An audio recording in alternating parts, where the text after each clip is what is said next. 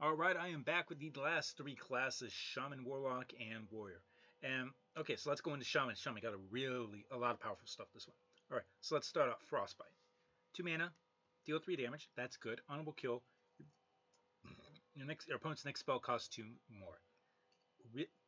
Really annoying effect. We know how much, I forget the one. There's the 2 mana 3/2 that makes your opponent's spells cost 1 more. We know that card is annoying. And this one is a persistent effect. It's an effect where you have to pay that eventually. That's really good. So I compare it to Frostbolt. I'd easily rather take this than Frostbolt. To me, easy 4-star card. All right. Next one, Snowfall Guardian. Battle card. Freeze all other minions. Gain +1/+1 for each frozen minion. 5-star card here. Really powerful card.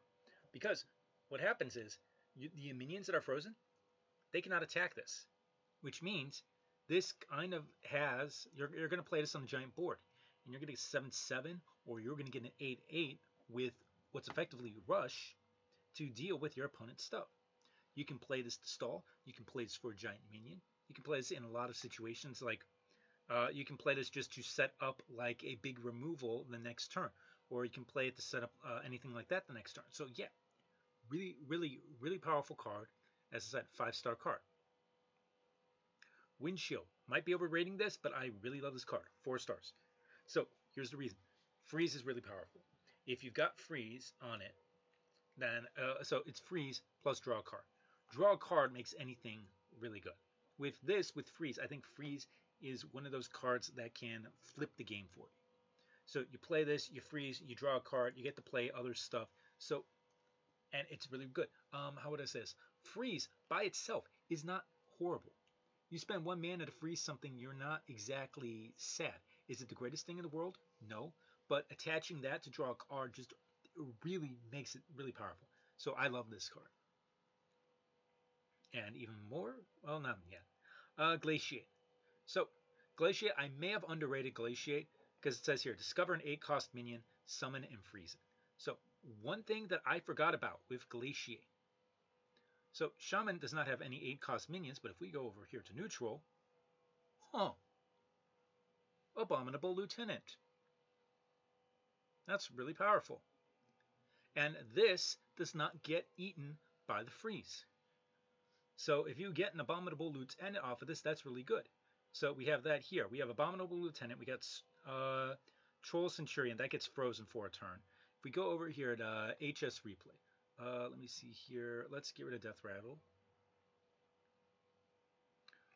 Actually, you know, I'll just do it over here. Let's go over to current arena cards, 8 mana. So you've got a few of them that are stinkers here.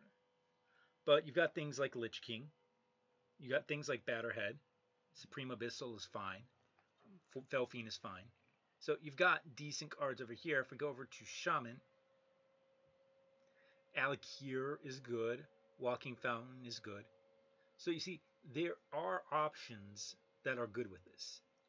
I do think there's a lot of things like Kalamos, where the value is banked into the battle cry, and you don't get to do anything with it for 2 turns, that ultimately I can't really be that high on it. But just the chance to get the Abominable Lieutenant would moves this card up. So it's a high 2, maybe a 3-star card if I factor in the Lieutenant. All right, Sleepbreaker. So we go back over here. Let's get rid of 8 mana. 2 mana 3/2, add Windshield to your hand. Compare this to the Nimbus, the Menacing Nimbus. That's a 2/2, adds a random elemental to your hand. This is a 3/2. That's better than a 2/2.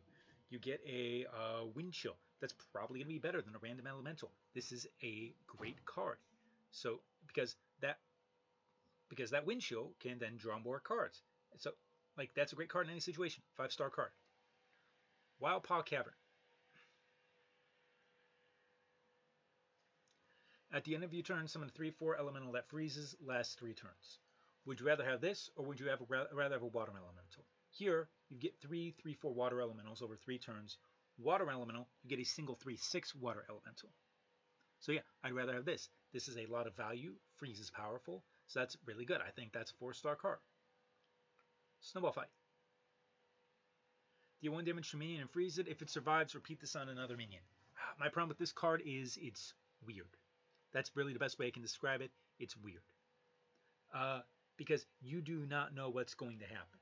So maybe it's probably going to freeze the entire board.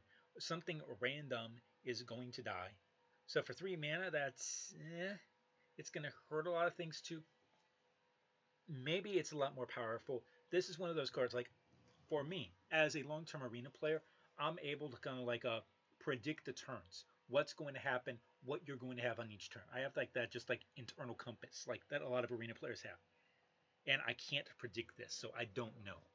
So I think it's going to be above average. It's going to be at least average, but I don't know how good it's going to be, and that's why I have it at 2 stars.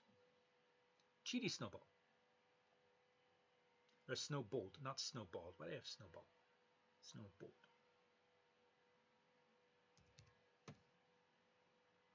After enemy is frozen, deal 3 damage to it. I might be underestimating how many freeze effects you're going to have with this card. But it's a 3 mana 3/4 where occasionally you're going to like take a wind chill, use that, kill something, draw a card, just do a lot of stuff with this.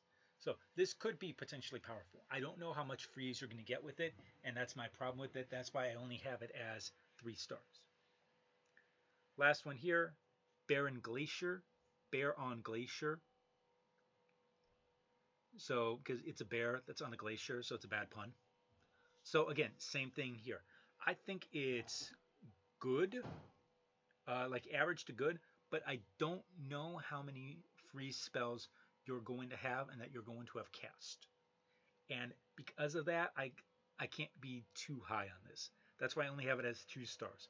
Like if you can guarantee at least 1, then it's a 3-star card, no question. But I don't know if you can guarantee you'll have that 1 to cast with it. All right.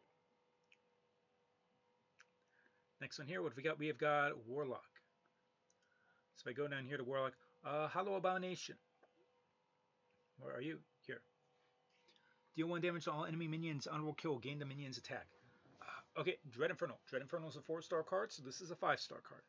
So, like, you use this to kill a lot of things. So there are times when you're going to use this, you're going to gain like 5 or 10 attack on it. Like, that's just really powerful. You're going to have to trade off stuff for it, but this is an honorable kill you're going to want. So, like I said, overall, really, really good card. This might even end up being a 6-star card. I could see it happening. But yeah, deal 1 damage to all enemy minions is better than Dread Infernal's deal 1 to everything, and it comes out a turn earlier, and you're going to get more attack. So yeah, 5 stars. I might be underrating this. This very well could be a 6-star card. Fellwalker. Cast Ice costs Fell Spell from your hand. Alright, if we take a look, Fell spells that are in Arena, current Arena cards, Spell School, Fell. What do you have? Demonic Assault, which can be cast on it. Fiendish Circle, Unstable Firebolt. Shadow Council, you would have already cast. You're not drafting Dark Portal. Fell Fire Potion, do you really want to cast? So, I just ran through all the Fell spells. They all suck casting from hand. Like the cards for, like, of course, you get Alterac value cards, and the Seeds of Destruction, like, that's the lowest one. Full-blown Evil, maybe. Fellfire in the Hole, like, situational card. You don't exactly want to waste it. So, you see, there really isn't, like, it's not even a good effect here. It's an understated taunt with a bad effect. So, yeah, that's not good. That's a 2-star card just because of the 3/10 taunt. Maybe a 1-star card. I might be overrating it. Grave Defiler.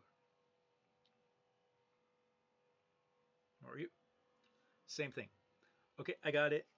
So Grave Defiler, I've got as a 3-star card because it doesn't actually hurt you to do this. You might get the Fell spells for this. So I don't know if you're going to, but you might be able to get the Fell spells for this. It's not reliable to be a 2/1 draw card, so just like a simple 3-star card. Because you can hold it for when you want to later, when you want to play it later. Desecrated Graveyard. I'm higher on this than most. Mostly because with the way I draft Warlock, I always have a lot of small things. So like you play this with a 2/2, that 2/2 becomes a 4/4. You get tokens. A 1/1 token becomes a 4/4. So there are a lot of cases where this is going to be a buff for something for 3 turns. Like, you can even play this on turn 3 if you have a minion that's alive. And then what happens there? You play this, and you can either trade off or you can go face, and it turns into a 4/4 that I can attack. So I think that's a good effect. I think that's a 3-star effect. Full-blown evil. I don't know what Blizzard likes Echo, and Blizzard hates printing the keyword Echo. So we had a card like this before. It was Devouring Plague in Priest. 3 mana, deal 4 to enemy minions, gain 4 health. That's good. And this is a scalable one that can go a lot higher. So this is really good. This is a 4-star card. You can potentially clear like 15. Like, it's not as good as an AoE, but to be able to, and it's got RNG involved in it, but you should be able to clear a lot of it with it. Like, you can use this all the time. You don't need to use it for like 2 or 3 effects. Seeds of Destruction. Where are you? We know how good these cards are. We know these cards are garbage. It's a 0-star card. It's beneath the grounds. Like, it doesn't matter that you're a Warlock, it's still beneath the grounds. Sacrificial Summoner. Destroy for enemy minion. Summon a minion from your deck. Costs 1 or more. Think about the evolved mechanic. This is kind of like a controlled evolved mechanic, and I think that's pretty good. That's why I have it as a high 3-star card. So you can control the evolved mechanic. You can play it on tokens. You can use it on damaged things. So we know how good evolve is. This is basically an evolve. So again, 3 stars. Fellfire in the Hole. 2 mana, deal 2 damage to all enemies and draw a spell. That's really good. That's fine. Consecrate is 4 mana, deal 2 damage to all enemies. You add an extra mana, you draw a spell. It's better than Consecrate. You're probably not going to get a Fell spell. If you do, then it becomes a lot better, but you cannot rely on this effect. So that's just kind of like a bonus. So yeah, this is a easy 4-star card for this. Tamsin's Phylactery.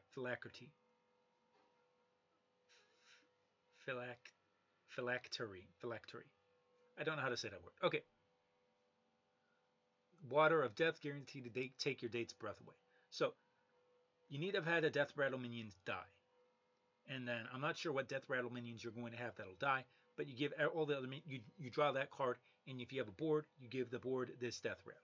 So there's things you can do with it. I might be overrating this. I think that you are going to have boards that are reliable enough where you want this to happen, and you've got enough control over which Death Rattle you want from those minions. So I do think it's a low 3-star card. It's probably like a 2-star card, and I'm just overvaluing the effect a little bit too much. And finally, we have got Warrior. So let's see, we got the last little bit here. And let's see what Warrior's got. So, Axe Berserker. Rush, honorable kill, draw a weapon. 4 mana, 3/5 rush, that's fine. Honorable kill, draw a weapon. Okay, I'll tell you the truth. I stopped playing Arena in dual class after probably like, I want to say my 7th or 8th run. And the reason I stopped playing Arena in dual class is that, one second, because I didn't get any of these. And the ones I did get offered were garbage. So that's the problem. You're not guaranteed to get a weapon. So there's a good chance, like, I played 2 Warrior drafts in a row without a weapon. And then I just basically said, fuck dual class, I'm done with this shit. I'm going back to I'm going back to the award-winning Final Fantasy 14. So that's kind of where I am on Death Rattle, on draw a weapon with an honorable kill. I don't think it's reliable enough that you're going to get weapons. Now, if you do get weapons, then yeah, this becomes really, really good. This becomes a lot better. But my current score is kind of jaded like that. I only think it's a 3-star card. All right. Next card here we have got is Glory Chaser. 3 mana, 3/4, fine on curve. After you play a taunt minion, draw a card. So just play a bunch of taunt minions with this, and you draw through your deck. That's great. You have a warrior card in this set that generates a bunch of taunt minions. You've got spells that generate taunt minions. You've got like there's a lot of cards that generate like small taunt minions. So you're going to have stuff for this to go off on to be able to draw through your deck. And the taunt's protected, so you can keep on doing that. So yeah, that's a really good card. That's a 4-star card for me. Too far. For example, Scrapsmith. So you add 2/2/4 grunts with taunt to your hand. That's good. Here's the grunts right here. And so yeah, it's a 3-star card. I compare it to Phantom Militia. It's a better Phantom Militia because you always get the 3 effects. You can split it up. You don't need to do it on one turn. There's a limit to how good 2/4 taunts are. That's why it's only 3 stars. But yeah, ultimately, good card. Next one, Iceblade Garrison. I don't know why this exists. I don't know why this is 2 mana. It's a 1-star card. It's a 1-star card. Maybe it does something. It's a bad card. Shield Shatter. What's that? I'm going to say this. Even at 10 mana for this effect, to get like +2 armor and do this, it's still not bad. It's still not bad to have an AoE this big. And you sometimes do get armor cards. You sometimes do get to generate armor because people are trading into your minions. So there is a chance this does come out earlier. So I do think that this is a 3-star card. I think, especially for Warrior, this is something that they will be able to use. Frozen Buckler. It's healing. It's temporary healing. We know how this works. It's a 0-star card. I don't need to say anymore. To the front. Well, should reverse the order there. Your minions cost 2 less this turn, but not less than 1. The situation where you need to play like 3 or 4 things this turn to justify that, I don't think that's going to work. It's a 1-star card. It's barely pickable for me. Snowed In. So my problem with this is it freezes all other minions. That includes your minions. It's a worse execute that it freezes the opponent's minions, but it also freezes your minions. And I think that is a negative. I think that's a big negative. So that's why I only have it as 2 stars. You'll take it because it's removable, but it's not something you necessarily really want to take.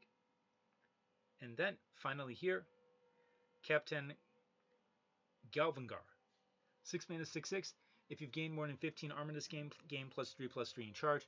You're extremely unlikely to have gained more than 15 armor. And if you try to build a deck around gaining 15 armor, you're probably going to have a worse deck overall, even if you have this card in it. So yeah, it's 6 mana, 6/6. That's average. Like maybe in a super fatigue game this works. So ultimately 2 stars. And that is it. So thank you everybody who has watched this. Feel free, comment, say anything, leave any questions, leave any comments that you have on anything I said here. If I made any mistakes, if I said anything controversial, which I probably did, and I will get back to that. So thank you all for watching. All of you spent the hours going over this, and I will see you guys in the battle for Alterac Valley. Take care.